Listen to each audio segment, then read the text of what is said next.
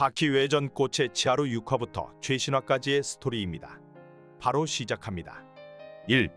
용서문. 시바 치하루가 주인공인 바퀴 외전에 뜬금없는 남자가 등장을 하는데요. 카부키초를 배경으로 중국의 상남자 용서문이 모습을 보입니다. 용서문은 지하세계의 언체인으로 불리며 과거 미국의 언체인 올리버와 맞붙으며 스마트하게 패배하며 큰 인상을 남겨주었었는데요. 대만 암흑계의 도박 격투기에 평생 불패의 남자로 불리며 담배를 꼬라물고 길거리를 어슬렁거리는 모습을 보입니다.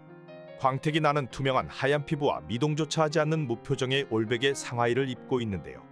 결벽증이 있는 것인지 먼지 한 톨 찾아볼 수 없는 용서문은 기묘한 기운을 뽐내며 몸에서 광택을 내고 있다고 합니다.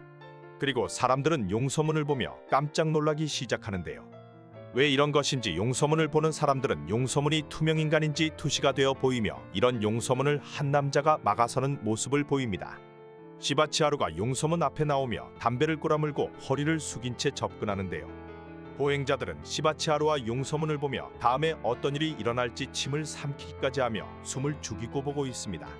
두 명이 지나가기에 충분히 넓은 공간이지만 시바 치하루와 용서문은 서로의 길을 비키지 않으며 이건 마치 절벽에 놓인 로프끈과 같다고 말하는데요. 미쳐버린 것인지 노밖으로 두 사람은 마주하며 서로의 담뱃불이 맞닿아 연기를 뿜으며 서로를 호적수로 생각하며 지나치는 모습을 보입니다. 예상외로 싸우지 않고 두 사람은 지나치나 순간 용서문의 모습이 사라지며 시바 치하루는 빠기쳐 있는데요. 시바 치하루는 환희에 차 있으며 자신이 싸워왔던 폭주족들과 아이언 마이클 바퀴를 떠올리며 그것들과는 또 다른 느낌이라 말하고 기뻐하는 모습을 보입니다. 2. 임무. 시바 치하루와 뜨거운 만남을 보인 용서문은 골목에서 한 남자를 만나고 있는데요. 이 남자는 중국 역사의 표본인 카쿠의 황의 아들 곽춘성이었으며 용서문에게 한 장의 서류를 넘겨줍니다. 곽춘성은 이놈을 처리해달라는 임무라며 우리가 나설만한 일이냐 말하고 떠나는데요. 이 종이에 처리할 남자는 시바 치하루였으며 용서문을 보며 귀신 소동이 일어났다는 카부키초거리는 소란스러운 모습을 보입니다. 중국에서 두 남자가 일본으로 도착한 시점에 또 한 남자가 등장을 하는데요. 이 남자는 하오란이라는 남자로 과거 시바 치하루에게 길을 비켜준 불량배에게 왜 시바 치하루에게 길을 양보하고 도망쳤냐 물으며 주댕이에 야구공을 물리는 모습을 보입니다. 그리고 야구공을 물린 남자가 달려들 자세를 잡는데요. 이 뭔 상황인지 쫄아버렸던 남자에게 배트를 잡게 하며 야구는 합이 중요하다며 뛰어들게 만드는데요. 다행히 주댕이에 문야구공에 맞추는 데 성공하나 파워에 서밀려버리고 인간야구공에게 박치기를 당하며 쓰러지는 모습을 보입니다. 그리고 하오란에게 한 통의 전화가 오는데요. 하오란의 아버지에게 걸려온 전화로 하오란의 아버지는 중국에서 경호원을 보내놨다 말합니다. 그리고 하오란의 뒤에는 용서문과 곽춘성이 서 있는데요. 인간 야구공은 이건 우리의 문제라며 짱깨의 도움은 필요 없다 하자 곽춘성은 니들 똥을 치워주겠다는데 왜 설치냐며 꺼지라 말합니다. 인간 야구공에게 공을 물린 뒤 용서문이 빠따를 휘두르자 홈런이 터져나옵니다. 3. 신주쿠. 신주쿠에는 월리스성같이 생물상을 분단시키는 눈에 보이지 않는 선이 있다고 하는데요. 그것이 바로 신주쿠와 카부키초에서도 존재한다고 말합니다. 하나야마 카오루와 시바 치하루가 등장을 하며 이들 앞에 중국 대표인 용서문과 곽춘성이 나타나는데요. 하나야마는 손님이니 극진히 대접하라 말하고 곽춘성 옆을 지나기 시작합니다. 이 모습은 길거리 사람들이 보기에는 거대한 로드롤러와 같이 보였는데요.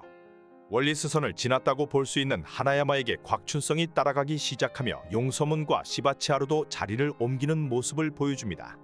한 장소에 도착하며 시바 치하루는 싸움에는 말도 이유도 필요 없다며 우통을 까는데요. 용서문은 이 새낀 분명 평범한 일반인 같은데 풍기는 분위기는 부자연스러울 정도로 강하다 생각합니다. 둘 다 폼생폼사인지 양손을 주머니에 넣은 채 싸움이 시작되는데요. 시바는 양손을 넣은 채 드롭킥을 날려버리나 용서문은 자신의 특기인 발권을 시전합니다. 하나야마를 따라간 곽춘성은 하나야마에게 시바 치하루는 죽어버릴 거라 말하는데요. 하나야마는 시바는 걱정 없다며 자신과 할판할 건지 곽춘성에게 물어봅니다. 4. A급. 곽춘성의 말대로 시바는 발권을 신나게 쳐맞고 있으며 용서문을 보며 이놈은 바퀴급까지는 아니지만 어쨌든 초 A급의 기술자라 생각하는데요. 창피를 줄 수는 없다며 턱과 불알을 쳐맞는 시바 치하루는 간지럽다며 쓰러지지 않는 모습을 보여줍니다. 제정신이 아닌 건지 이것이 자신이 갖출 수 있는 예의라 하는데요. 시바가 처맞는 모습을 보는 인근 행인 코우키는 불량배가 처맞고 있으니 기분은 좋았으나 나중엔 자신이 응원을 하게 되었다 하는데요. 서 있는 것도 힘들어 보이는 시바치하루가 쓰러져야 하지만 쓰러지지 않았다 말하며 오히려 더 적극적인 자세를 취했다고 말합니다. 이 자세는 이기고 지고의 영역을 넘어선 실전 본능에 온몸을 맡긴 자세였다고 하는데요. 이 무슨 개소리인지 싶었으나 시바는 용서문을 철장 끝으로 몰아붙이고 있었으며 이를 알아챈 용서문은 이제부터는 목숨을 건 사투라고 말합니다. 겨우 몰아세웠지만 다시 용서문에게 처맞으며 시바는 사실 나의 전투 기술로는 승산이 없다는 걸 이미 알고 있었다 하는데요. 기술도 재능도 없는 자신은 약한 걸 알지만 단련을 할 생각은 없다고 쌉소리를 씨부립니다. 자신의 우상인 하나야마를 생각하며 발로 차는 척하며 발차기와 어퍼컷하는 척하며 어퍼컷을 보여주며 또 한 번 쳐맞는데요. 이제는 안 되겠는지 주머니에 손을 넣으며 미야모토 무사시처럼 이름을 물어보기 시작합니다. 시간을 끄는 줄 알았으나 용서문에게 싸움이란 기합과 배짱만 있으면 된다며 널 이제 쓰러뜨려준다 하는데요. 면상으로 용서문에게 정면으로 달려들며 안아골절을 당하는 모습을 보여줍니다. 눈알이 곧 튀어나올 상황에 처하나 물러서지 않으며 용서문의 머리통을 잡는 데 성공하는데요. 시바는 자신이 말하지 않았냐며 용서문에게 싸움은 기합과 배짱이라며 박치기를 날리는 모습을 보입니다. 용서문이 올리버에게 패배하였을 때처럼 똑같은 박치기로 공격을 시전한 시바치하루가 중국의 언체인에게 이기게 될지 하나야마는 곽춘성을 일격에 보내버릴지 다음 편이 기대가 됩니다. 깡따구 하나는 시바치하루가 최고네요. 감사합니다.